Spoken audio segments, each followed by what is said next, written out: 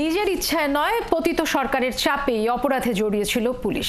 কাজের মাধ্যমে সেই কালিমা মুছে ফেলার পরামর্শ দিয়েছেন প্রধান উপদেষ্টা ডক্টর মোহাম্মদ ইউনূস। সকালে পুলিশের জ্যেষ্ঠ কর্মকর্তাদের সাথে বৈঠকে তিনি এসব কথা জানান। প্রধান উপদেষ্টা বলেন, নির্বাচন যত সামনে এগিয়ে আসবে, পরাজিত শক্তিরা ততই বিশৃঙ্খলার চেষ্টা করবে। সেই ষড়যন্ত্র সামাল দিতে পুলিশকে নির্দেশও দেন অধ্যাপক ইউনূস। আরও জানাচ্ছেন মোহন ইসলাম।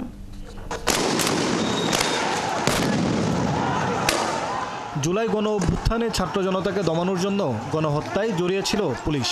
বিনা দোষে গণগ্রেপ্তার, নির্বিচারে নির্যাতনেও জড়িয়ে যায় তারা। শুধু তাই নয়, আওয়ামী শাসনামলের 16 বছর বিরোধী মত দমনে গুম খুনে জড়িয়ে যায় তারা। পরে 5 আগস্ট আওয়ামী লীগ সরকার পতনের পর পুলিশের বেশ কয়েকজন সদস্য পালিয়ে যান, গ্রেপ্তার হয় কয়েকজন। আর অপরাধ দমনেও পুরোপুরি সক্রিয় হতে পারছিল না তারা। সোমবার পুলিশের মনোবল ফিরিয়ে আনতে বাহিনীর ঊর্ধ্বতন কর্মকর্তাদের সাথে বৈঠক করেন প্রধান উপদেষ্টা ডক্টর মোহাম্মদ ইউনূস। প্রধান উপদেষ্টার কার্যালয়ে 127 জন কর্মকর্তা এই বৈঠকে অংশ নেন। যে নতুন করে আমাদের যাত্রা শুরু হলো।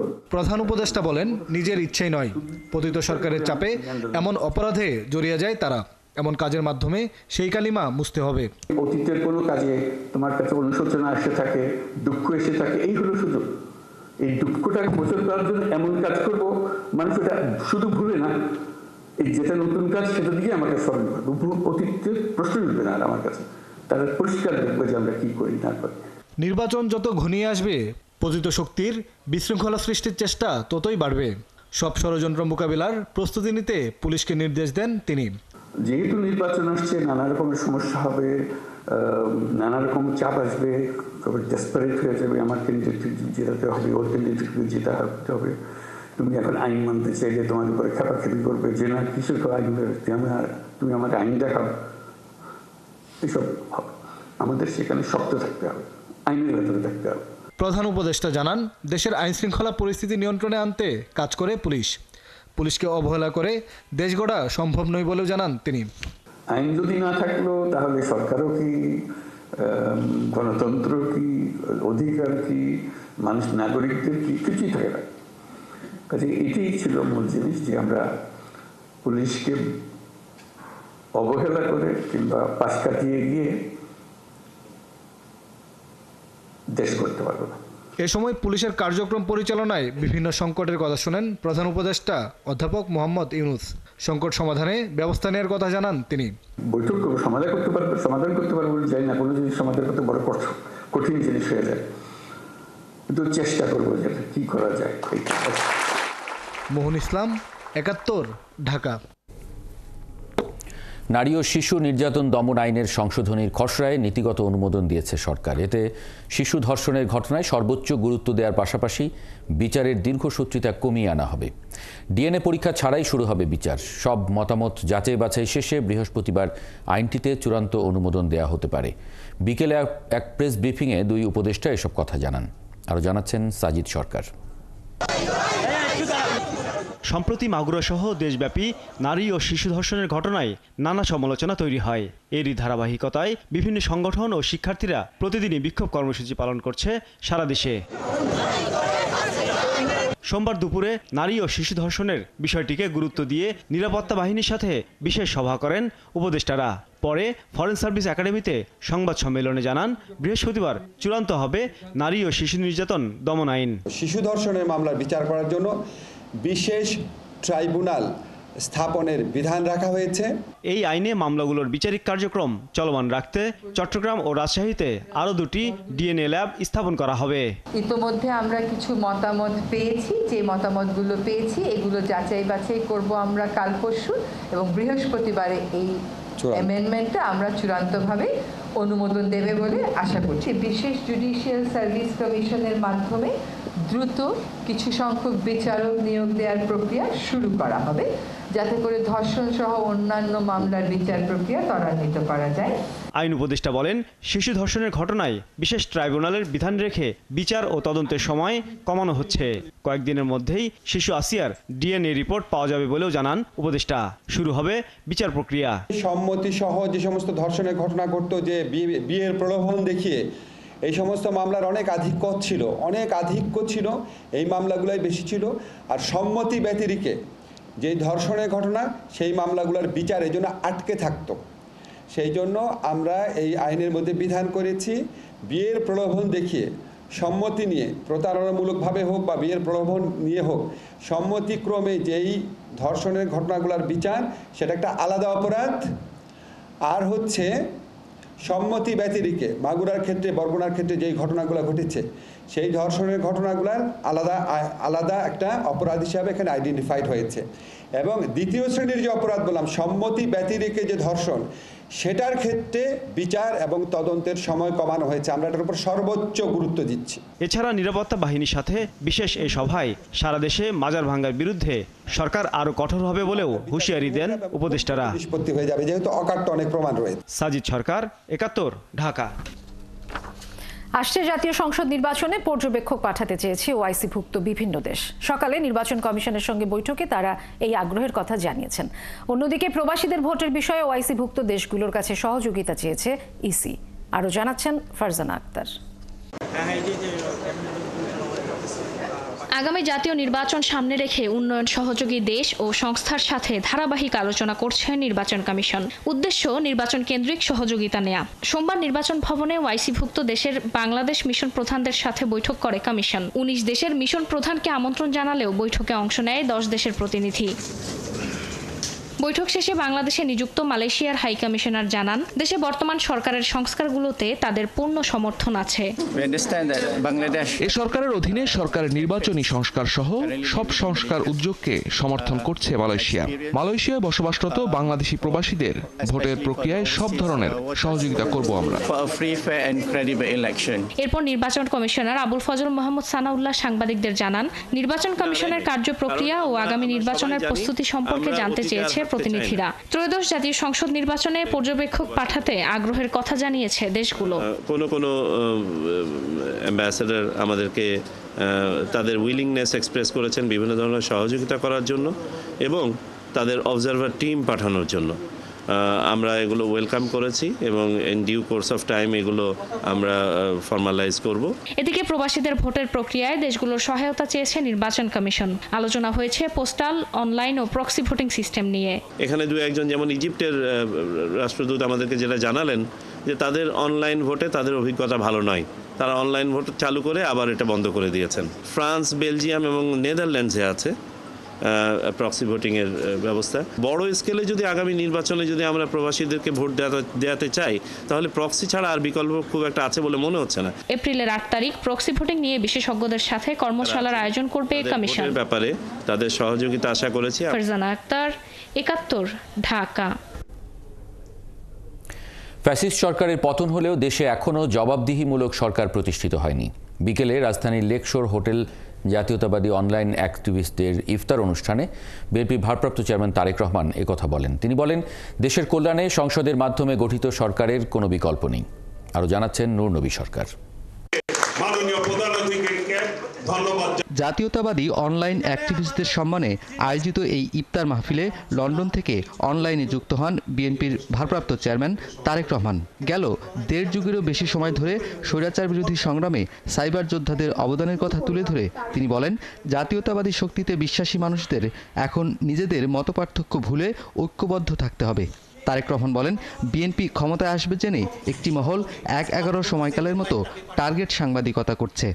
একটি মহল বা যারা ষড়যন্ত্র করছে বাংলাদেশ জাতীয়তাবাদী দল, বাংলাদেশি জাতীয়তাবাদী শক্তির বিরুদ্ধে, একই সাথে দেশের স্বাধীনতা সার্বভৌমত্বের বিরুদ্ধে, তারা তাদের অবস্থান থেকে তাদের সাথে যে সকল মিডিয়া হাউসের সম্পর্ক আছে তাদের মাধ্যমে ঠিক 1/11-এর সময় যেভাবে বিএনপিকে মিডিয়া ট্রায়ালের সম্মুখীন করা হয়েছিল, ঠিক একইভাবে এরকম একটি প্রেক্ষাপট ধীরে ধীরে তৈরি করার চেষ্টা তারা করছে। বিএনপির ভারপ্রাপ্ত চেয়ারম্যান বলেন, দেশের ৪৫% এখন নতুন ভোটার। এদের কাছে যুক্তি দিয়ে বিএনপির অতীতের উন্নয়ন ও আগামীর পরিকল্পনা অনলাইনে তুলে ধরতে হবে। নতুন ভোটার যারা, উনি একটি সংখ্যা বলেছেন, 45% হতে পারে টোটাল ভোটার, যে এরা কি তাদের কি চিন্তা ভাবনা, এগুলো আমরা এখনো সঠিক জানি না।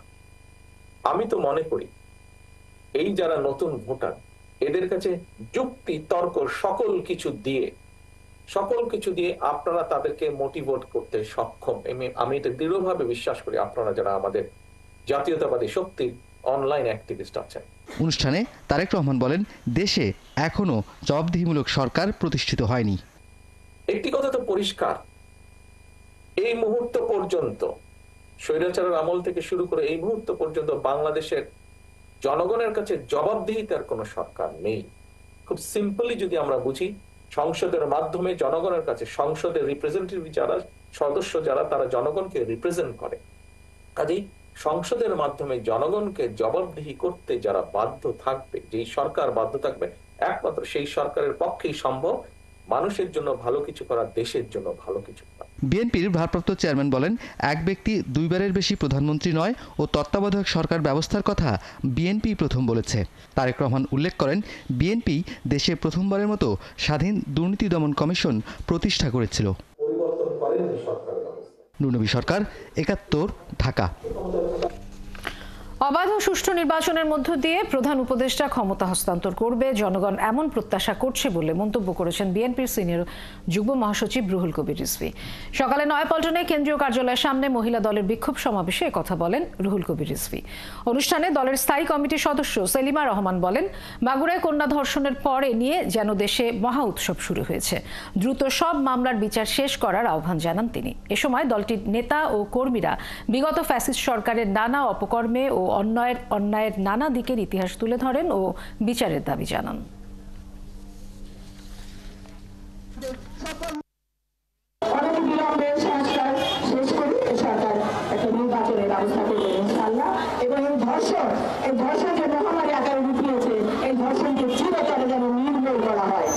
ডক্টর ইউনূস সাহেব, আপনি প্রধান উপদেষ্টা, মানুষের বিশ্বাস আপনার উপর। আপনি চাই আপনার হাত দিয়ে একটি অবাধ সুষ্ঠু নির্বাচন নিশ্চিত হবে। আপনি যে কয়দিন ক্ষমতায় থাকবেন, আপনি অবাধ সুষ্ঠু নির্বাচনের মাধ্যমে জনগণের প্রতিনিধির কাছে ক্ষমতা হস্তান্তর করবেন। এই ধরনের একটা গভীর বিশ্বাস জনগণের। কিন্তু যদি গড়িমসি হয়, তাহলে তো এটা ভিন্ন মাত্রা নেবে। বিদেশি পোশাকের বাজার হিসেবে খ্যাত রাজধানীর পলওয়েল মার্কেটের প্রায় কোনো দোকানেই নেই আমদানি করা পণ্যের যথাযথ ডকুমেন্ট। অধিকাংশ পণ্যের গায়ে এমআরপি না থাকায় দামও হাঁকা হচ্ছে ইচ্ছেমতো। সোমবার ভোক্তা অধিকার অধিদপ্তরের অভিযানে দেখা যায় এমন চিত্র। আমদানিকারকের নাম ঠিকানা তো নেই, এমনকি ব্যবসায়ীরা দেখাতে পারেননি কোনো মূল্য রসিদ। ব্যবসায়ীরা জানান, বারকোড স্ক্যান করলেই যথাযথ তথ্য পাওয়া যাবে, কিন্তু স্ক্যান করে ভোক্তা অধিকার কোনো তথ্য পায়নি। পণ্যের গায়ে বিদেশি মূল্যের দর থাকলেও বাংলাদেশের এমআরপি মূল্য নেই। ফলে কোন টি শার্ট 18 থেকে 20,000 টাকা বিক্রিরও অভিযোগ আছে বলে জানান ভোক্তা অধিকার। এ সময় দুটি দোকানে 20,000 টাকা অর্থদণ্ড ও কাগজপত্র সংগ্রহ করে ভোক্তা অধিকারের অফিসে দেখা করতে বলা হয়। ভোক্তা অধিকার অধিদপ্তরের কর্মকর্তারা জানান, মার্কেটের 400 দোকানের কোনোটিতেই যথাযথ কাগজপত্র নেই। মার্কেট সমিতির সাথে আলাপ করেই ব্যাপারে ব্যবস্থা নেবেন তারা।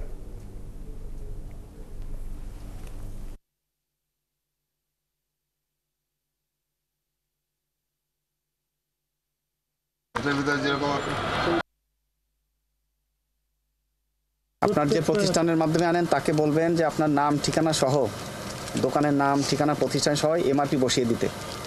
কাস্টমার আপনার ফাইলও চেক করবে না, ভ্যাটের কাগজও চেক করবে না। কাস্টমার এন্ড কাস্টমার যে সে আপনার প্রাইস দেখবে। এটা যখন 2 পিস 4 পিস আসে তখন তার এটা লাগেজে আসে, এটার ভ্যাট ট্যাক্স হচ্ছে না। ইম্পোর্টারের নাম সহ, নাম ঠিকানা সহ এমআরপি কত টাকা হবে সেটি লিখে দেওয়ার এরকম কোনো তথ্য নেই। ইচ্ছে মতো দাম নেওয়া হচ্ছে ভোক্তাদের কাছ থেকে। আমাদের উপস্থিতিতে হয়তো তারা বলছে যে 5,500 টাকা দাম, কিন্তু সেই আমাদের অনুপস্থিতিতে সেই একই শার্ট হয়তো 23,500 টাকা বা তার চেয়ে বেশি দামে বিক্রি করা হচ্ছে। এইরকম অভিযোগ আমাদের কাছে ছিল। করোনা টিকা কেনার নামে 22,000 কোটি টাকা আত্মসাতের অভিযোগে বিতর্কিত ব্যবসায়ী এবং সাবেক প্রধানমন্ত্রীর উপদেষ্টা সালমান এফ রহমানের বিরুদ্ধে অনুসন্ধান শুরু করেছে দুর্নীতি দমন কমিশন। অভিযোগ আছে, ভারত থেকে আমদানি করা কোভিশিল্ড টিকা বিতরণের খরচ দেখানো হয়েছে 40,000 কোটি টাকা, কিন্তু প্রকৃতপক্ষে খরচ হয়েছে 18,000 কোটি টাকা। বাকি 22,000 কোটি টাকা আত্মসাৎ করেছেন সালমান এফ রহমান ও তার সিন্ডিকেট। বিস্তারিত জেমসন মাহবুবের প্রতিবেদনে। পতিত প্রধানমন্ত্রী শেখ হাসিনার বেসরকারি বিনিয়োগ বিষয়ক উপদেষ্টা ছিলেন সালমান এফ রহমান। দেশের ব্যাংক ও আর্থিক প্রতিষ্ঠানে প্রভাব খাটিয়ে একের পর এক ঋণ জালিয়াতির হোতা ছিলেন তিনি। তার বিরুদ্ধে শেয়ার বাজার কারসাজিরও অভিযোগ আছে। এবার তার বিরুদ্ধে করোনা ভ্যাকসিন আমদানির নামে অন্তত 22,000 কোটি টাকা আত্মসাতের অভিযোগ উঠেছে। দুদকের অভিযোগ, এ কাজে সাবেক স্বাস্থ্যমন্ত্রী জাহিদ মালেক সহ একটি সিন্ডিকেট গড়েছিলেন সালমান। এই সিন্ডিকেটই দেশি প্রতিষ্ঠান গ্লোব ফার্মার বঙ্গভ্যাক্স টিকা বাজারে আসতে দেয়নি বলেও অভিযোগ দুদকের। দুদকের অভিযোগে বলা হয়, 2020 সালের 2 জুন করোনা টিকা উদ্ভাবনের ঘোষণা দেয় গ্লোব বায়োটেক। এরপরই গ্লোবের সাথে বৈঠকে বসে বেক্সিমকো। গ্লোবকে প্রস্তাব দেওয়া হয় বেক্সিমকোর সাথে যৌথভাবে ভ্যাকসিন বাণিজ্যের, কিন্তু তাতে রাজি হয়নি গ্লোব ফার্মা। এরপরই 3,500 কোটি টাকা খরচ করে ভারত থেকে ভ্যাকসিন আমদানির চুক্তি করে বেক্সিমকো। আর ট্রায়াল সম্পন্ন করেও আটকে যায় বঙ্গভ্যাক্সের করোনা টিকা। এভাবেই দেশীয় উদ্যোগকে ধ্বংস করে বিদেশ থেকে ভ্যাকসিন আমদানি করে সালমান এফ রহমান অন্তত 22,000 কোটি টাকা আত্মসাৎ করেন বলে অভিযোগ দুদকের। অভিযোগ সংশ্লিষ্ট জনাব Salman F Rahman, Beximco Pharma limited এবং অন্যান্যদের বিরুদ্ধে করোনা ভ্যাকসিন ক্রয়কে কেন্দ্র করে গড়ে ওঠা একটি অসাধু সিন্ডিকেট কর্তৃক 22,000 কোটি টাকা রাষ্ট্রীয় অর্থ আত্মসাতের অভিযোগের বিষয়ে অনুসন্ধানের সিদ্ধান্ত গৃহীত হয়েছে। এদিকে 54 কোটি টাকা অবৈধ সম্পদ অর্জনের অভিযোগে যশোর 6 আসনের সাবেক সংসদ সদস্য শাহিন চাকলাদার ও তার স্ত্রীর বিরুদ্ধে মামলা করেছে দুদক। 29টি ব্যাংক হিসাবে জ্ঞাত আয়ের সাথে অসঙ্গতিপূর্ণ 341 কোটি 61 লক্ষ টাকারও বেশি অস্বাভাবিক লেনদেনের মাধ্যমে অবৈধ অর্থ জ্ঞাতসারে হস্তান্তর, স্থানান্তর এবং রূপান্তর করার অপরাধ অনুসন্ধানকালে প্রমাণিত হয়েছে। এছাড়াও পতিত প্রধানমন্ত্রী শেখ হাসিনা, তার বোন শেখ রেহানা সহ তাদের পরিবারের সদস্যদের সম্পদের খোঁজে গাজীপুর জেলা প্রশাসনকে চিঠি দিয়েছে দুদক। জেমসন মাহবুব, 71, ঢাকা। বকেয়া বেতন পরিশোধের আশ্বাসে কর্মবিরতি প্রত্যাহার করেছে রেলওয়ের অস্থায়ী শ্রমিকরা। রেলপথ মন্ত্রণালয়ের সচিব আন্দোলনরত শ্রমিকদের বকেয়া বেতন রোববারের মধ্যে পরিশোধের আশ্বাস দিয়েছেন। এর আগে 5 মাস ধরে বেতন বন্ধ থাকায় কর্মবিরতির ঘোষণা দিয়েছিল শ্রমিকরা। আরও জানাচ্ছেন মোহন ইসলাম। সারা দেশের রেলের লেভেল ক্রসিং পরিচালনা ও সংরক্ষণের জন্য 3,800 অস্থায়ী কর্মী নিয়োগ দেয় রেল। এসব কর্মীরা 5 মাস থেকে কোনো বেতনই পাচ্ছেন না। আমাদের 5টা মাস বেতন নেই। আপনাদের কাছে আমি প্রশ্ন করতে পারি, আপনাদের যদি 2 মাস বেতন না থাকে আপনারা কি করবেন? প্রতি মাসের 5 থেকে 10 তারিখের ভিতরে যাতে অস্থায়ী টেলার শ্রমিকদের স্যার বেতনগুলো হয়ে যায়। বেতন পরিশোধের দাবিতে অবস্থান কর্মসূচি ও কর্মবিরতির ঘোষণা দেন তারা। আর তা ঠেকাতে তাদের নিয়ে আলোচনায় বসে রেলপথ মন্ত্রণালয়। 23 মার্চ মানে আগামী রবিবারের মধ্যে তাদের সকল পাওনা পরিশোধ করা হবে বলে আশ্বস্ত করেন রেল সচিব। অর্থ বিভাগ এবং বাজেট সংক্রান্ত কিছু জটিলতার জন্য তাদের এই গত 4-5 মাস বেতন বকেয়া থেকে গেছে। এই বিষয়টি সমাধান করার উদ্যোগ নেওয়া হয়েছে আমরা বলেছি, এবং এটি কাজ চলছে বর্তমানে। আগামী 23 তারিখ রবিবারের মধ্যে এই অর্থ ছাড় হয়ে যাবে। এই আশ্বাসে কর্মবিরতি প্রত্যাহার করেন রেলের অস্থায়ী কর্মচারীরা। আমরা এই মুহূর্তে আমাদের অবস্থান কর্মসূচি আমরা উঠাই নিতেছি। তবে রবিবার পাওনা পরিশোধ না হলে কঠোর কর্মসূচির হুঁশিয়ারি দেন তারা। নিশ্চয়ই। মোহন ইসলাম, 71, ঢাকা। কনসালটেন্সি ফির নামে 730 কোটি টাকা বিদেশ থেকে এনেছেন এক ব্যক্তি। এতে বিপুল পরিমাণ কর ফাঁকি হয়েছে বলে জানিয়েছেন জাতীয় রাজস্ব board NBR chairman Abdur Rahman Khan. বিকেলে রাজধানীর আগারগাঁওয়ের রাজস্ব ভবনে এই তথ্য জানান তিনি। কর্মকর্তারা জানান, গোয়েন্দা জালে ধরা পড়া ওই ব্যক্তি একজন ব্যবসায়ী। বিপুল পরিমাণ টাকা তিনি এনেছেন চীন থেকে। রুহুল আমিনের রিপোর্ট। অর্থ পাচার ও কর ফাঁকি বড় ধরনের অপরাধ হলেও পতিত সরকারের সময়ে তা ছিল পানি ভাত। রাজনৈতিক প্রভাবশালী আমলা ব্যবসায়ীদের অনেকেই কর ফাঁকি দেন, করেন অর্থ পাচার। আবার অনেকে পাচার করা অর্থ রেমিটেন্স হিসেবে ফেরতও আনেন। এমনই একটি ঘটনা তদন্ত করছেন এনবিআর এর কর কর্মকর্তারা। তারা জানান, অভিযুক্ত ব্যক্তি একজন ব্যবসায়ী। পরামর্শক ফির নামে তিনি চীন থেকে আনেন 730 কোটি টাকা, দেন বিপুল পরিমাণ কর ফাঁকি, যার হিসাব মেলাতে হিমশিম অবস্থা কর্মকর্তা কর্মকর্তাদের। কর আদায় প্রক্রিয়া চলমান থাকায় অভিযুক্ত ব্যক্তির নাম পরিচয় গোপন রাখেন এনবিআর চেয়ারম্যান। আপনারা শুনলে আশ্চর্য হবে, এমন ট্যাক্স পেয়ার পাওয়া গেল যিনি 730 কোটি টাকা নিয়ে আসলেন এবং উনি বলছেন এটা ওনার ওয়েজ আর্নার এবং ওনার এটা ট্যাক্স এজেন্ট। এই যে আপনারা যে প্রশ্নটা করলেন যে কেন গিনি কোফিশিয়েন্ট উল্টো দিকে হাঁটছে, এর কারণ হচ্ছে এই কর ফাঁকি বন্ধে আরও কঠোর হওয়ার কথা জানান এনবিআর চেয়ারম্যান। বৈষম্য কমাতে ধনীদের থেকে আবারও সম্পদ কর আদায়ের উদ্যোগ নেওয়া হবে বলে জানান তিনি। সারা পৃথিবী যে কাজটা করে, যে দুষ্টের দমন এবং শিষ্টের পালন, আমরা যে তার উল্টোটা করি, এই কারণেই আসলে আমাদের সমস্ত প্রবলেমগুলো হয়েছে। এর আগে প্রাক বাজেট আলোচনায় শেয়ার বাজারে কর ছাড় চাওয়ার কঠোর সমালোচনা করেন এনবিআর চেয়ারম্যান। বলেন সুশাসন প্রতিষ্ঠা করে বাজার স্বাভাবিক করতে হবে, কর ছাড়ে নয়। আমাদের প্রতিটা জায়গায় একটাই কথা, ট্যাক্স হলিডে লাগবে, ট্যাক্স এক্সাম্পশন লাগবে, তাইলে হবে নাহলে হবে না। মানে এই জায়গা থেকে আমাদের বেরোতে হবে। আমরা এই এক্সাম্পশন কালচারের সাথে আর থাকতে চাই না। আলোচনায় কর্পোরেট কর কমানো সহ নানা দাবি জানান ব্যবসায়ী ও পেশাজীবী সংগঠনগুলো। রুহুল আমিন, ৭১, ঢাকা। জমে উঠেছে ব্রাহ্মণবাড়িয়ার ঈদের কেনাকাটা। দোকানগুলোতে সকাল থেকে রাত পর্যন্ত চলছে বেচাকেনা। শহরের বিপণী বিতানগুলোতেও ক্রেতাদের উপচে পড়া ভিড়। বিক্রেতারা বলছেন চাহিদা অনুযায়ী সব ধরনের পোশাক দোকানে তোলা হয়েছে। সামনের দিনগুলোতে বেচাকেনা আরও বাড়বে বলে আশা করছেন তারা। অপরদিকে ক্রেতারা জানান এবার দাম কিছুটা বেড়েছে। জালালউদ্দিন রুমির তথ্য ও ছবিতে প্রতিবেদন। আসছে ঈদুল ফিতরকে সামনে রেখে ব্রাহ্মণবাড়িয়ায় বিভিন্ন মার্কেট ও বিপণী বিতানগুলোতে জমে উঠেছে কেনাকাটা। শহরের নিউ মার্কেট, পৌর আধুনিক market, hawkers market, city centre সহ সবকটি বিপণী বিতানে এখন উপচে পড়া ভিড়।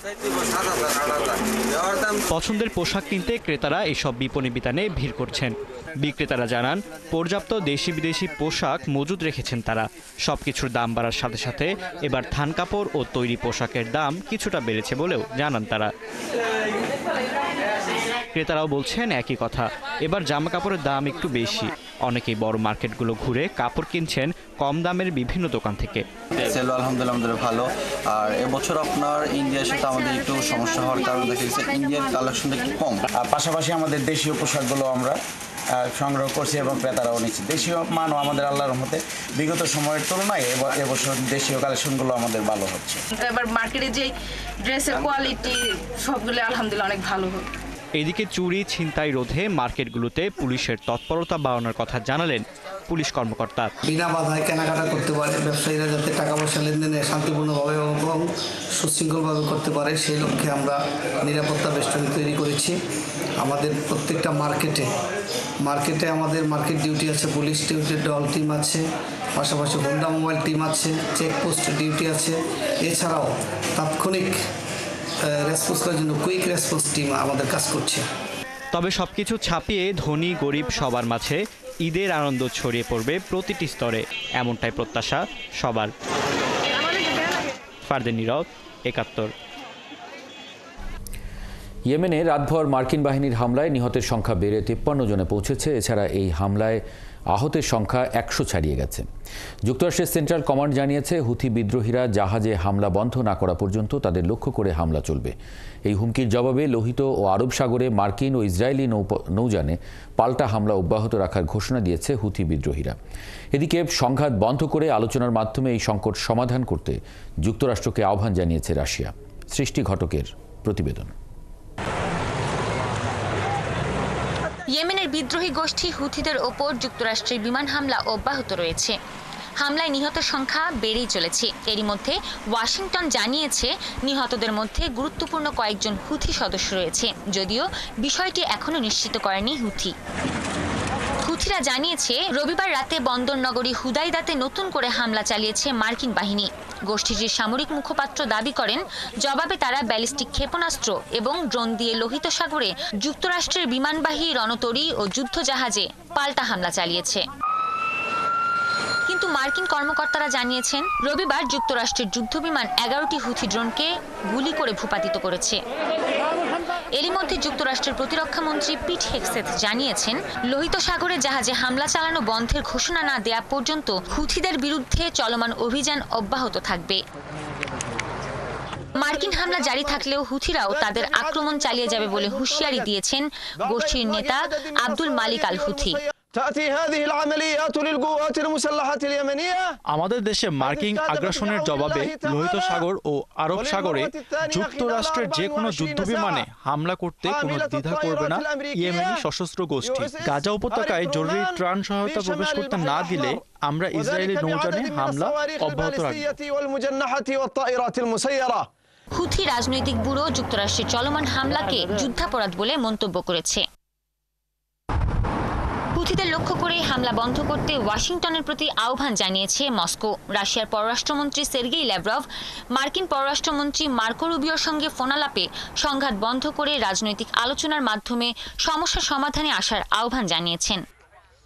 এদিকে জাতিসংঘ মহাসচিব অ্যান্তোনিও গুতেরেসও ইয়েমেনে সব ধরনের সামরিক কার্যক্রম নিয়ন্ত্রণ ও বন্ধের আহ্বান জানিয়েছেন।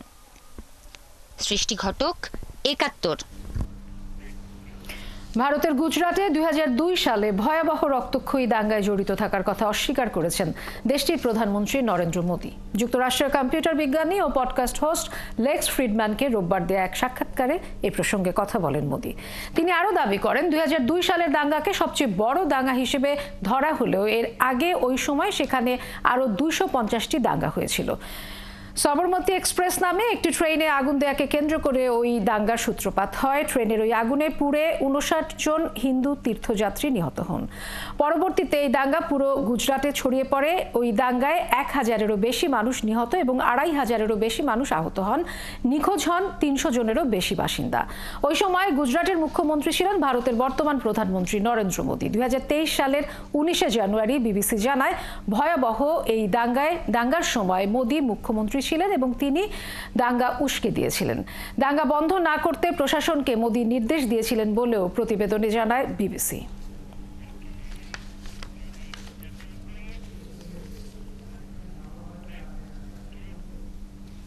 চলছে সংবাদ সংযোগ। সরাসরি সংবাদ অনুষ্ঠান দেখতে চোখ রাখুন ৭১-এর ফেসবুক পেজে এবং সাবস্ক্রাইব করুন ৭১ ইউটিউব চ্যানেল। ৭১-এর সঙ্গে থাকুন।